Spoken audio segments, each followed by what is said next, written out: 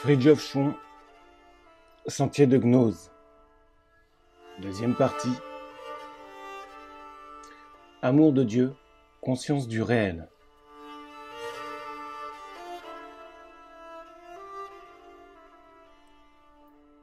L'amour semble être le seul élément capable d'unir l'âme à Dieu, car lui seul est désir de possession ou d'union. Désir dont la sublimation peut engendrer les plus grands sacrifices, tandis que la connaissance, vue sous cet angle, apparaît au contraire comme un élément statique qui n'a aucune vertu opérative ou unitive. Admettre cela, c'est ou bien une question de terminologie, et alors la connaissance, entre guillemets, n'est que théorie tandis que l'amour, entre guillemets, n'exclut aucun mode d'union spirituelle, ou c'est méconnaître la conscience, entre guillemets, métaphysique, qui, elle, est une participation éminemment concrète aux réalités transcendantes. Loin de nier l'amour, ni d'ailleurs la crainte qui en est le complément, cette conscience les englobe en les dépassant.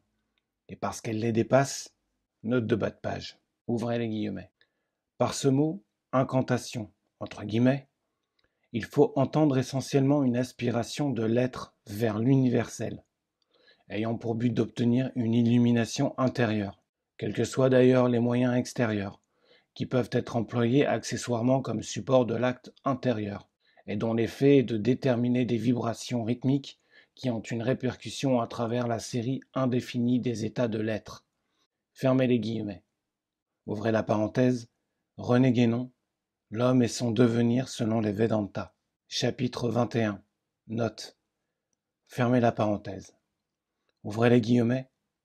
L'on trouve en effet dans les Védas beaucoup d'exemples de personnes qui ont négligé d'accomplir de tels rites, ou qui ont été empêchées de le faire, et qui cependant, à cause de leur attention perpétuellement concentrée et fixée sur le suprême Brahma, ouvrez la parenthèse, ce qui constitue la seule préparation réellement indispensable, fermez la parenthèse, ont acquis la vraie connaissance qui le concerne, fermez les guillemets, ouvrez la parenthèse, Ibid, chapitre 23, citation des Brahma Sastras, fermez la parenthèse. Dans tout ceci, il s'agit bien d'aspiration, entre guillemets, d'actes intérieurs, entre guillemets, et d'attention concentrée, entre guillemets, mais sans qu'il soit question d'amour, entre guillemets, au sens immédiat du terme. Retour au texte. Avant de pouvoir aimer, entre guillemets, il faut, ouvrez les guillemets, être conscient, fermez les guillemets. Le soleil prodigue la lumière avant la chaleur, comme le prouve la visibilité des astres incommensurablement lointains. Et être conscient, c'est, dans l'ordre qui nous intéresse ici, fixer le cœur dans le réel, dans le souvenir, entre guillemets, permanent du divin. La crainte éloigne du monde, et l'amour rapproche de Dieu. Mais la conscience est, entre guillemets, déjà quelque chose dans son contenu, ou de son but. Il est vrai que cette remarque vaut aussi pour les autres modes spirituels, mais d'une façon moins directe, puisque seule la conscience intellective dépasse par définition la subjectivité humaine. En un certain sens, l'amour sauve parce qu'il inclut tout le sujet, tandis que la conscience délivre parce qu'elle l'exclut. Note de bas de page. Ceci n'est pas sans rapport avec la ressemblance phonétique des mots latins. Amor et mor. L'amour qui inclut tout est une sorte de mort, et la mort qui exclut tout est comme un évanouissement d'amour. Retour au texte. Dans le cadre de la gnose, l'amour a quelque chose d'impersonnel, parce que l'amour de l'homme pour Dieu se confond en quelque sorte avec celui de Dieu pour l'homme. La qualité divine d'amour, entre guillemets, est partout. Elle est dans la substance même de l'univers. Ouvrez les guillemets. Créée par amour. Fermez les guillemets. Elle n'appartient en propre à personne et englobe tout. Elle dérive en somme de la béatitude suprême, qui est à la fois contemplation divine et volonté créatrice. Tous les hommes ont besoin, à un degré quelconque, de comprendre et d'aimer. Mais il est des hommes qui ne comprennent que l'amour et n'agissent que par lui.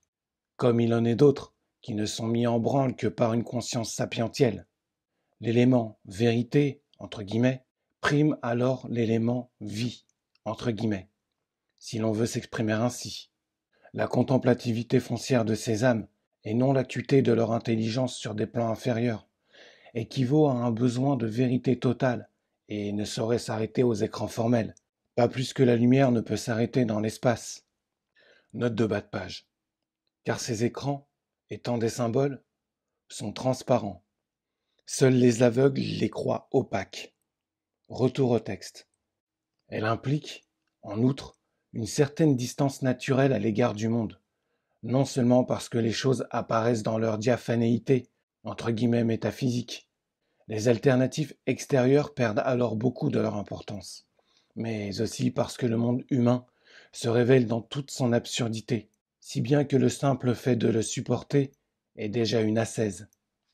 Le fait que le terme amour, entre guillemets, évoque avant tout l'attraction sexuelle et l'affection familiale, indique qu'il n'est pas arbitraire d'attribuer à la voix d'amour un caractère d'émotivité, voire de sentimentalisme.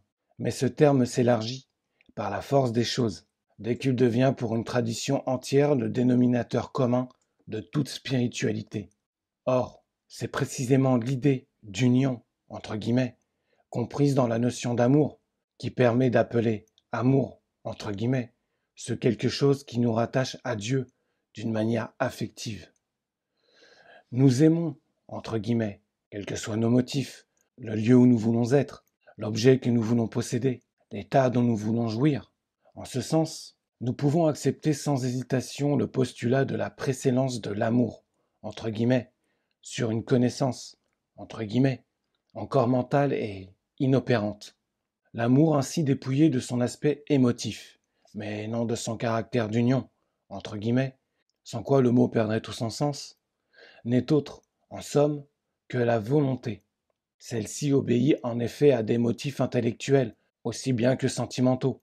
Elle est neutre en soi, mais n'opère jamais seule, son motif venant toujours du dehors. Mais d'un autre côté, la volonté se laisse absorber par ce qui la détermine et devient ainsi comme un aspect de l'intention motrice. Quand le Christ, en renouvelant la loi sinaïtique, qu'il est venu, entre guillemets, accomplir, et non, entre guillemets, abolir, prescrit l'amour de Dieu. Note de bas de page. Deutéronome 6, 5 et 10, 12. Matthieu 23, 37. Marc 12, 30. Luc 10, 27. Retour au texte. Il distingue entre le cœur, entre guillemets, l'âme, entre guillemets, les forces, entre guillemets. Ouvrez la parenthèse, Torah, le, entre guillemets, pouvoir. Fermez la parenthèse. Et l'esprit, entre guillemets. Cet amour, entre guillemets, n'exclut donc aucune faculté qui unit à Dieu et ne saurait être que l'un des termes d'une opposition, comme c'est le cas quand on confronte l'amour et la connaissance. Si par le verbe aimer, entre guillemets, la Torah et l'Évangile expriment avant tout l'idée d'union, entre guillemets, ou de volonté d'union, entre guillemets, ils précisent, par les épithètes qui suivent, que cette tendance comporte des modes divers, conformément à la diversité de notre nature. Il faudrait donc dire non pas seul l'amour attire vers Dieu, mais bien plutôt ce qui attire vers Dieu est seul l'amour. L'amour envisagé maintenant dans son sens courant et dans sa spécificité psychologique va volontiers de pair avec un désir de souffrir pour le bien-aimé, car il brûle de pouvoir prouver son ampleur. Note de bas de page. Cela est évident pour la femme, vu les douleurs de l'enfantement. Or l'amour de la créature pour le Créateur est forcément un amour féminin, entre guillemets, puisque nous sommes passifs à l'égard de ce qui nous détermine. Retour au texte. La conscience métaphysique, en revanche, porte ses dimensions en elle-même. Le détachement qu'elle implique n'est pas réellement distinct d'elle, et c'est pour cela qu'il s'impose, non en tant qu'il peut être une souffrance ou un sacrifice, mais uniquement en tant qu'il est un vide, entre guillemets, une pauvreté, entre guillemets, ou une extinction, entre guillemets, en vue de la plénitude du soi.